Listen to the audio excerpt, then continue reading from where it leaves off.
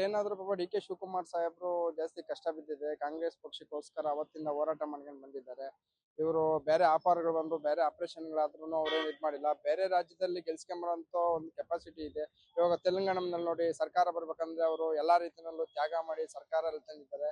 ಸಿದ್ದರಾಮಯ್ಯ ಸಾಹೇಬ್ರು ಅದನ್ನ ಮಂದಟ್ಕೊಂಡು ಇವಾಗ ಸಿದ್ದರಾಮಯ್ಯ ಸಾಹೇಬ್ರು 2006ರಲ್ಲಿ JDS ಬಿಟ್ಟು ಬಂದು 2000 ಚುನಾವಣೆ ನಡೆದ ಮನೆ ಮನೆಗೆ ಕಾಲಿಡಿದವರು ಅಂಬರೀಷನು ಇದೇ ನಮ್ಮ ಡಿ ಕೆ ಶಿವಕುಮಾರ್ ಸಾಹೇಬ್ರು.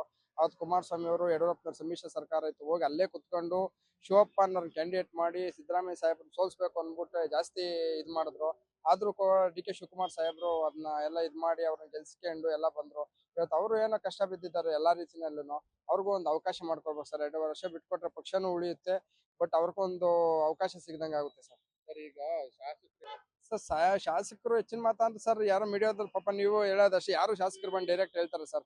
ಇವತ್ತು KPCC ಅಧ್ಯಕ್ಷರಾಗಿದ್ರು, ಕೆಲವ್ರು ಹೇಳ್ತಾರೆ 70 ಜನ 80 ಜನ ಶಾಸಕರು ಇವಾಗ ಯಾರು ಹೊಸದಾಗಿ ಗೆದ್ದಿರೋದಕ್ಕೆ ಎಲ್ಲ ಡಿ ಕೆ ಶಿವಕುಮಾರ್ ಸಾಹೇಬ್ರು ಆರ್ಥಿಕವಾಗಿ ಎಲ್ಲಾ ರೀತಿನಲ್ಲೂ ಅವ್ರಿಗೆ ಹೆಲ್ಪ್ ಮಾಡಿ ಶಾಸಕರನ್ನ ಗೆಲ್ಸ್ಕೊಂಡ್ ಬಂದಿದ್ದಾರೆ ಅಂತ ಗೆಲ್ಸ್ಕೊಂಡ್ ಹೇಳೋದಷ್ಟೇ ಸರ್. ಬಿಟ್ಮೇಲೆ ಯಾವ ಶಾಸಕರು ಯಾವತ್ತಾದ್ರು ತೋರಿಸಿದಾರಾ?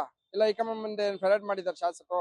ಅವತ್ತು ಬಂದಿರೋ ಸಿದ್ದರಾಮಯ್ಯ ಸಾಹೇಬ್ರು CM ಆಗೋವಾಗೂ 136 ಜನ ಶಾಸಕರು ಕೈ ಎತ್ತಿದ್ರು, ಇಂಥವ್ರ ಕಡೆ ಅಂತ ಹೇಳಿದ್ರೆ ಅವೆಲ್ಲ ನಂಬಕ್ಕಾಗಲ್ಲ ಸರ್ ಯಾರು. ಇವಾಗ ಹೇಳ್ತಾರೆ, ನನ್ನೆ ಯಾರೋ ಹೇಳ್ತೀರಿ ಬೆಂಗಳೂರಲ್ಲಿ ಇದ್ದೆ ನಾನು, ನಮ್ದು ಕಾರ್ಮಿಕರು ನಾನು ಯೂನಿಯನ್ ಲೀಡರ್ ಆಗಿದ್ದೀನಿ HMKP ಅಂತ.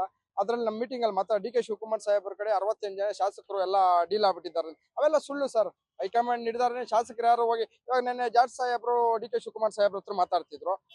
ಇನ್ನು ಸಿದ್ದರಾಮಯ್ಯ ಸಾಹೇಬ್ರ ಮನೆಗೂ ಹೋಗಿ ಬಂದ್ರು. ಖರ್ಗೆ ಸಾಹೇಬ್ ಹಂಗೆ ಹೇಳಕ್ ಆಗುತ್ತಲ್ಲ ಸರ್ ಅವೆಲ್ಲ.